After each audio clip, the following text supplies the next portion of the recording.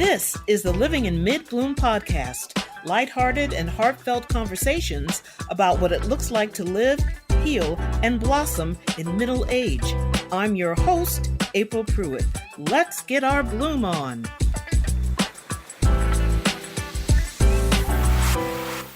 This is a mid-bloom day in history.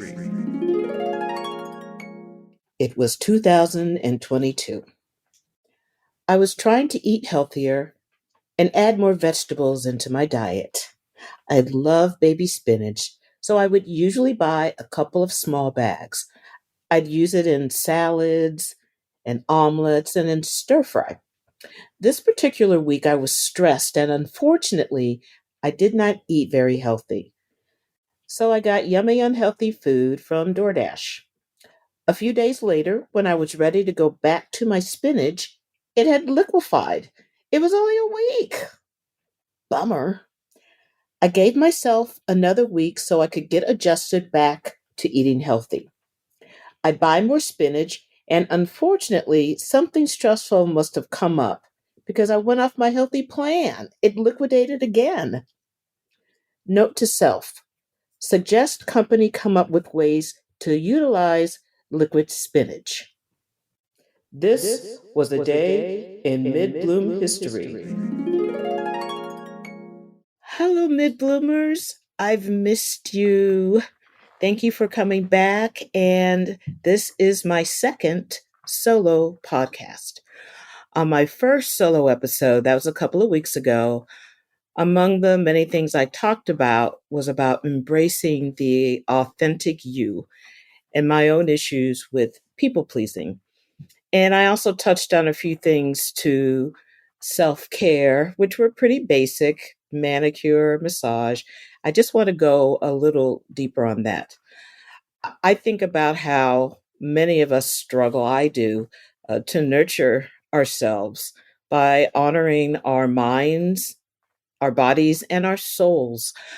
I look at the importance of therapy for myself.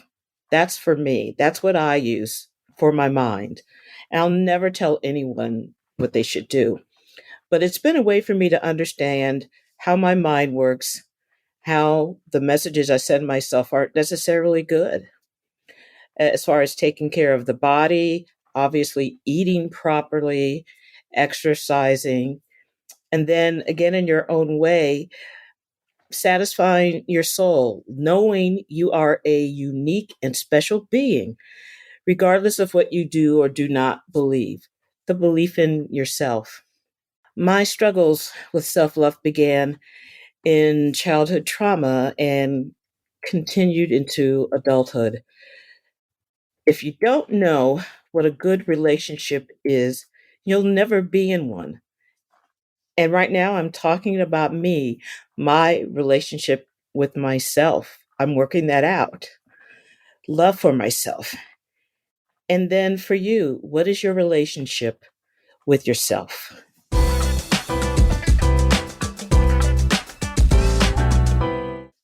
I wrote these few sentences several years ago.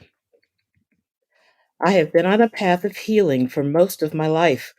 I was not always conscious or aware of the pain I was in most of the time.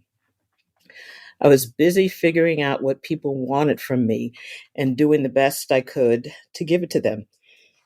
It was like juggling, I don't want to drop a ball. I don't want to drop a ball. I was so distant from my feelings. And then when I started therapy, I couldn't figure out why I was depressed. It was only after years of therapy and digging up the past that my life had opened up, but it was into a world of pain. That's what I was so busy muffling. That's why I just knew there was something there that I didn't want to touch. And so I backed away from it, numbing myself again.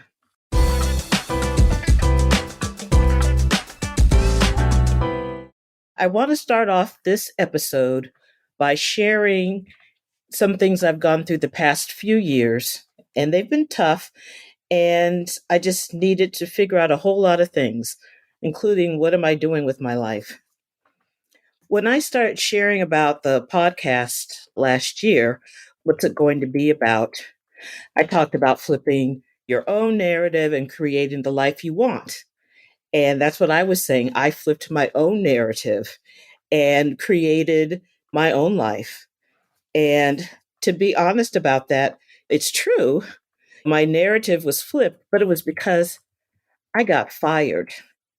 It wasn't my choice. My narrative was flipped.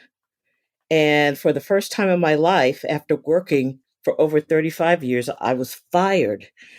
It was crushing. I was humiliated. I worried about what people thought of me. I never thought I would be in this position. There were friends trying to lift me up by saying, a door closes and another door opens. And, at the time, I didn't want to hear it. Yeah, a door slammed in your face. You run to the next door. Ooh, that's shutting. Oops. Oh, is that a window that's open? Oh, shoot. I know. Negative Nancy. I get it. I realize it, but that's where I was. So I finally started the process of doing what I was supposed to do is get a job. A friend recommended someone to do my CV. He did a great job. I got it out there on LinkedIn to get things in motion. But I kept thinking about my age, the income I was used to receiving, and really concerned about not getting a job. So I did a couple of interviews. I didn't get any offers. And I realized that I just didn't have any interest in being in the field anymore. That I wasn't thinking it through, but it was true. I didn't want to do it. And there's no way I could get another job if I didn't want to do it. So I went on unemployment, $320 a week. There's a whole process you go through to make sure that you get paid. But after a few months, I just stopped.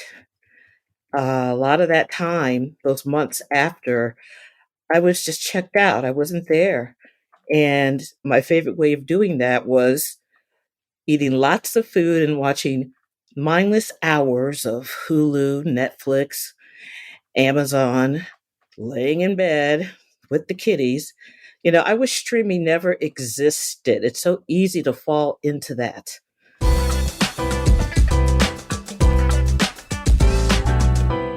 In my next solo episode, I talk about during these 3 years, the work I was doing with a new therapist, and then when I started my work with my spiritual coach.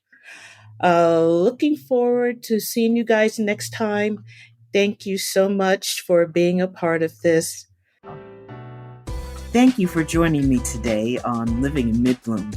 I hope you found this episode insightful, meaningful, and maybe it's given you something to think about.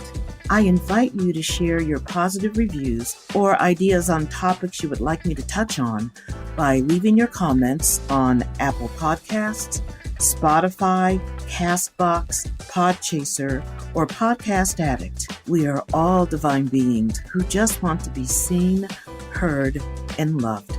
Have a beautiful day.